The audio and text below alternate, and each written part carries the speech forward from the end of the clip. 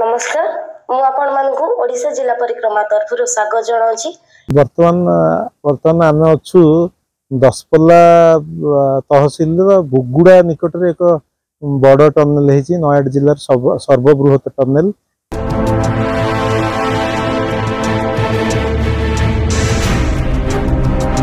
यहाँ 2 kilometre 620 metre tunnel 7 गोटी tunnel अच्छी दसपल्ला ठारू बौद्ध मध्य ता भितर नयगढ़ जिलार सर्वबृहत टनेल होची टनेल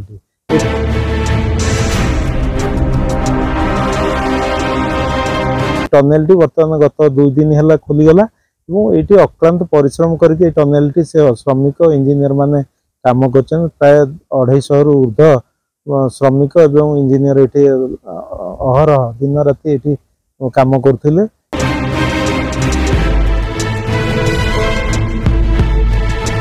जहाँफल टनेल टी खोली जाइए फिनिशिंग काम बर्तमान लगी। टनेल हूँ गोटे पहाड़ को खोलिकी ता भितर गोटे गुंफा भाया से जीव ट्रेन टी ये जीव आ भितर कर्व माने बंकई टंकई रास्ता अच्छी आ भितर तेणुक भितर अंधार संपूर्ण अंधार रा भितर लाइट लग रेलवे लाइट लगे जहाँफल कि माने जो यात्री माने खोर्धा बलांगीर यात्रा करेंगे ता भितर गोटे अद्भुत नियारा अनुभूति को नेबे टनेल भितर जो ट्रेन पशिज से गोटे गुंफा भितर पशिगला भाया लगे। तेणुक 2 किलोमीटर 600 मीटर अतिक्रम कला आरपटू सूर्यालोक साधारण यात्री देखिबार सुयोग लगे।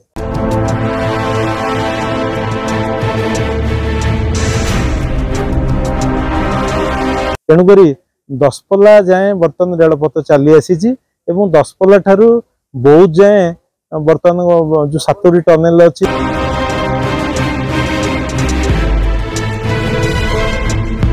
गोटे बड़ काम अच्छी आशा करा 2026 डिसेम्बर बेलू ये रास्ता खोलीज एवं रेल चलाचल ये खोर्धा बलांगीर भितर 301 किलोमीटर रेलपथ अतिक्रम कर।